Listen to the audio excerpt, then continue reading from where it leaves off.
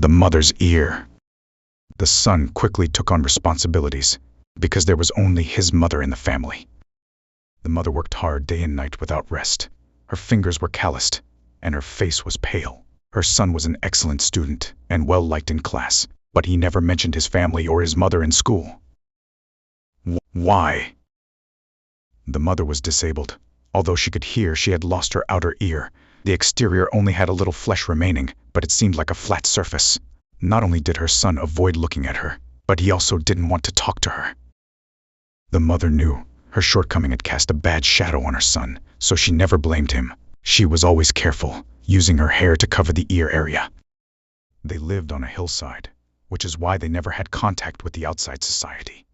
The mother was very lonely because she rarely spoke more than a few words to her son. Her son advanced quickly to secondary school. The mother worked hard, selling almost everything to cover her son's tuition fees. One day, her son forgot to bring his French book to school. While in class, the teacher penalized him by making him stand for an hour. Afterwards, during recess, he was planning to go home at noon to get the book, but his mother was standing at the door. Her hand held the book. He happily ran to receive it. Sweat the size of beans covered his mother's forehead, and it continued to stream down her face, showing that she had run while carrying the book for him. You even forget a book. Remember not to forget it again next time." The mother seemed hot and flustered. She swept her hair back and continued, "There's more.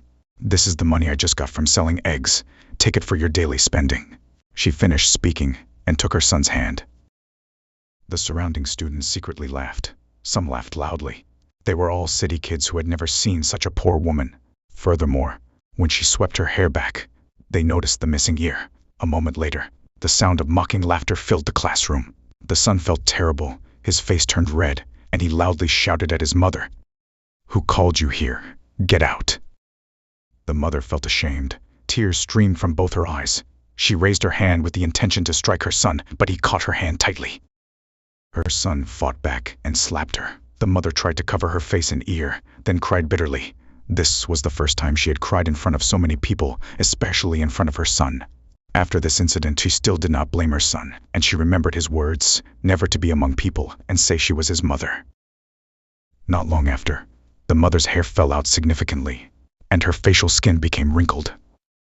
Her son became a class leader, had excellent academic results, and passed his secondary school exams with a good grade, going on to university. But when filling out the entrance application, he wrote that he was an orphan, without parents. During his 4th year of study, her son was very busy, working to support himself while studying, and he never visited his mother. Her son met a beautiful girl at school. Everyone in the school praised them, saying they were a perfect couple. After graduation, they got married. Her son had a strong character. He didn't like anyone to insult him, and wanted everyone else to admire him. He especially didn't want others to laugh at his mother, which is why he could never mention her. A few years passed. His son had a son, a handsome and smart boy just like his father. The boy's 3rd birthday arrived, and they had a family gathering to celebrate. The doorbell rang. The mother had arrived. She had finally found her son.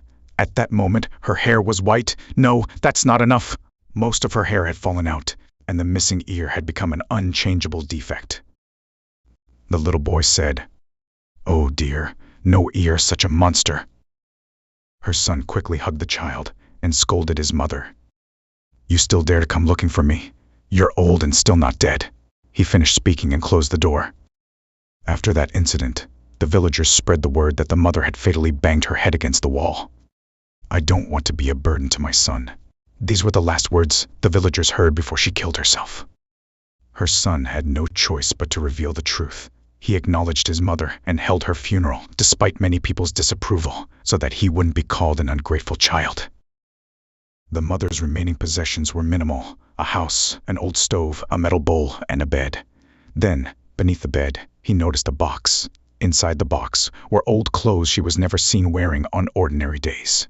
Especially in the middle of those clothes was a medical bill. It belonged to his mother. He opened it, page by page. One sheet wrote, "Erlobi surgery, injection surgery." He hadn't finished reading that page when a piece of paper fell out. It was a fragment of the medical report with his name written on it by the doctor.